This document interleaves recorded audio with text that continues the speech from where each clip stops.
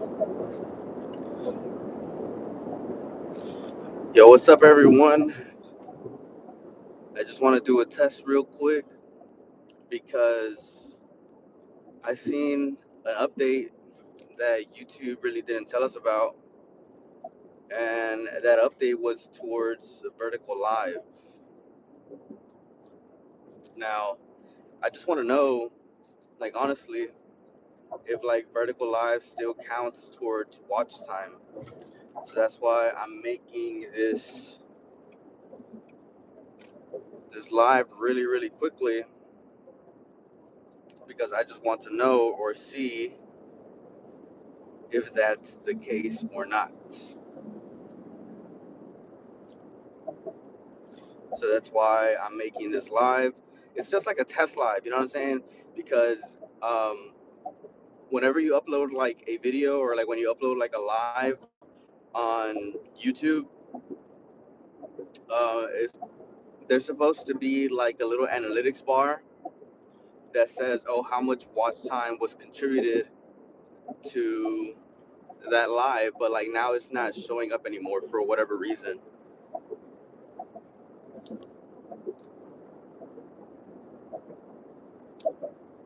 For whatever reason, it's not showing up anymore.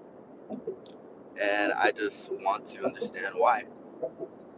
Or like if that's in a different analytics, or that's like a different analytics option that YouTube isn't really telling us about. Because yeah, I mean, who wants to lose their YouTube partnership eligibility? You know what I mean?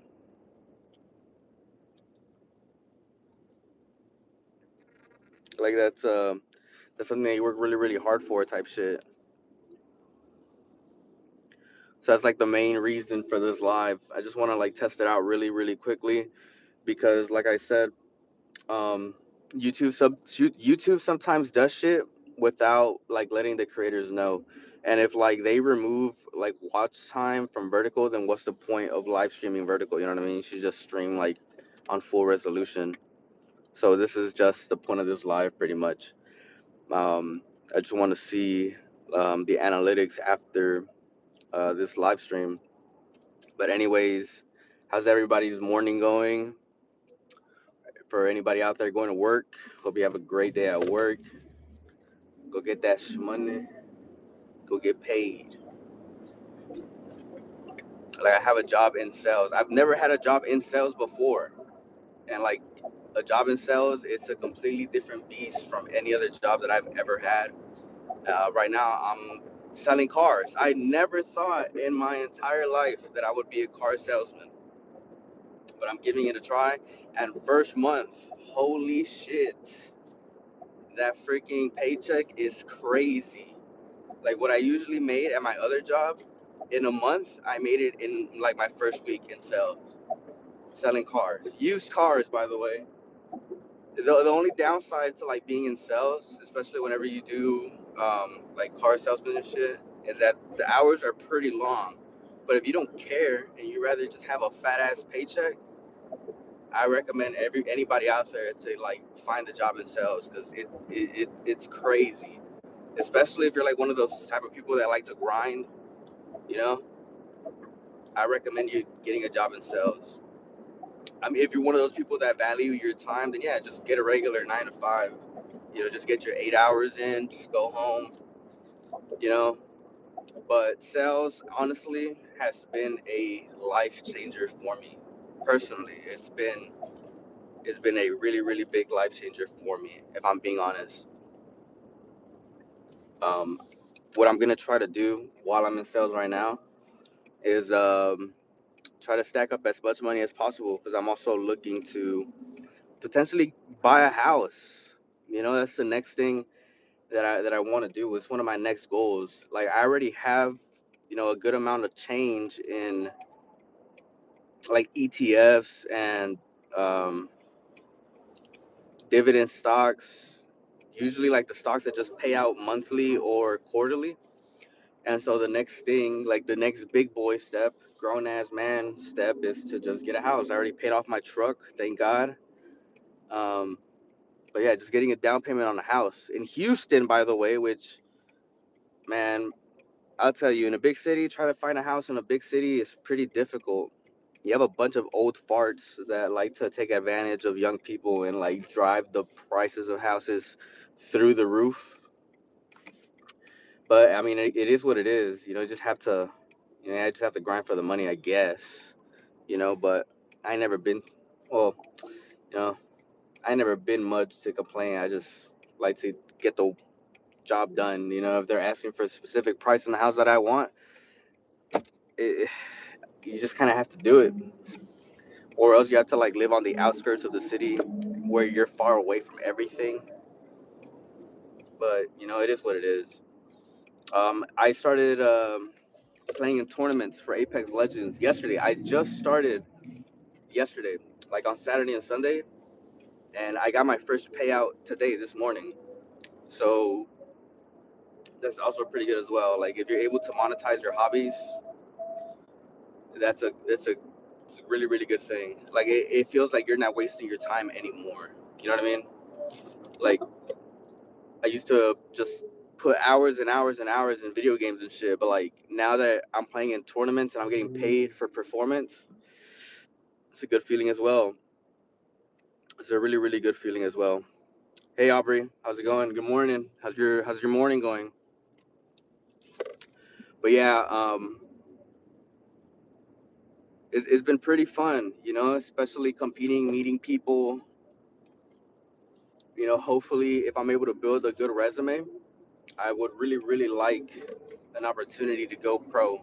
Because right now, in the specific game that I'm playing, it's called Apex Legends. I'm currently performing in the top 1.9% of the entire player base in terms of like RP, and RP just means like points that you earned through a specific game mode called ranked. And it's been a freaking grind, man. It took me a really really long time to get to that point. Um, but now that I'm actually participating in tournaments, and I'm actually just I can actually show off my skill and make money through it. Why not go pro, or like at least why not try to attempt to go semi-pro, or actually get paid decent paychecks to participate in tournaments, just to participate, you know? Shit, if you could win it, go ahead and freaking win it, But that would be a really interesting experience if, one day I'm able to do that. Um, but yeah, 100%. Right now, I'm just headed towards my job, gonna go grind, try to get some people in the freaking lot, try to get some people some vehicles, and she, try to make that bread, you know, try to make that bread Monday to Sunday. One of the biggest blessings I got as of late or recently is also, getting some good connections with people that do pre-built PCs, like especially now that I entered in a completely different world compared to the ones that I was living. You're able to make connections with some very interesting people, especially people like in the gaming space, right? People that like to play video games and shit, participate in tournaments. You make some really interesting connections. What's up, Helton? What's up, hello, girly? 15. How y'all this morning going? Right now, I'm heading into work. Heading into work right now. I just wanted to do this test live because I just want to see if vertical live stream still counts towards watch time. Because yesterday I streamed an entire tournament, and like today I'm looking in the morning, and yeah, it says that no watch time was counted. So I just wanna see something real quick. But yeah, it's pretty much what I'm doing. Shit, if anybody out there is going to work as well, man, shit, hopefully hope you have a great day. Hope you have a great day today. But yeah, I just wanted to come on here real quick and say what's up.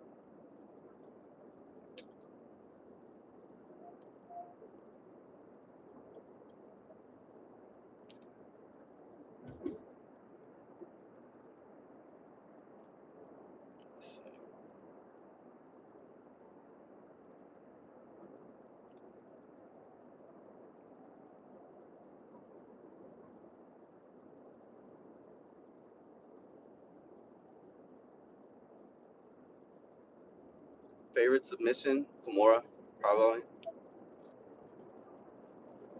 just because I know how to do it. I know how to do it pretty well. I know how to find like space for it. Just like one of my go-tos.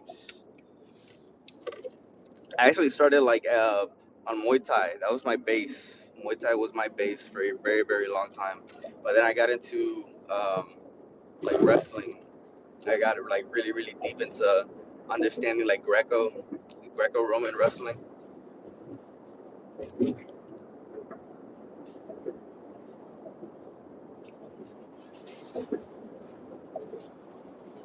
Yeah. And then before that, like I was really really heavy, super heavy into kickboxing. I like Gokhan Saki because Gokhan Saki was like a really really short. He was a really really short heavyweight.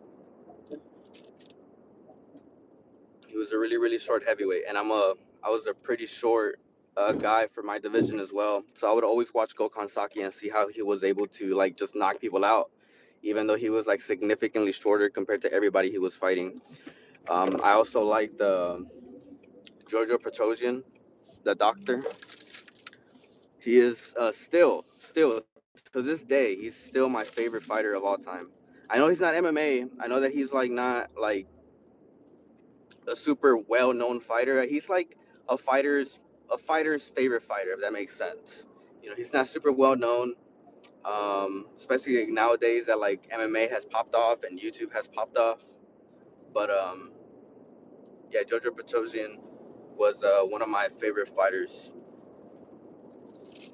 In MMA, probably as of late in this current era, I think my favorite fighter of all time would probably have to be like someone like Alexander Volkanovski. I really, really like how Alexander Volkanovski, and again, he's like a fighter that's kind of short for his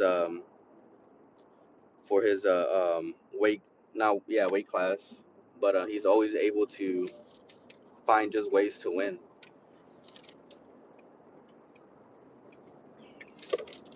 I was for striking though. I remember like a couple years ago, I was a really big Israel Adesanya fan as well.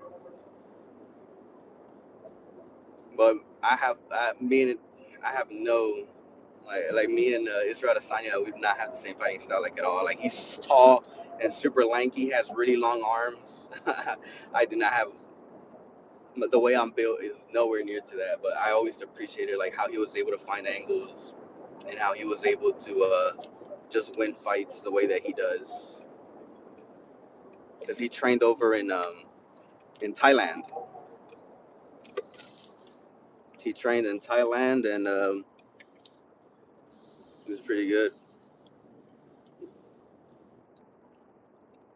What's up? What's up?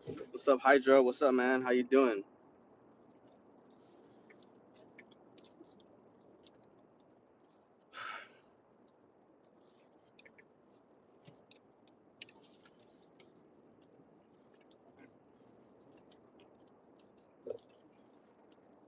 All right, guys. Well, I just made it to work. Let me see how I could end this live. Let's see.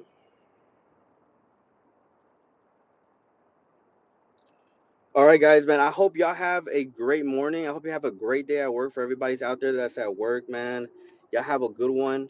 And I'll catch up with y'all later. All right, y'all. Peace out. Have a great day at work.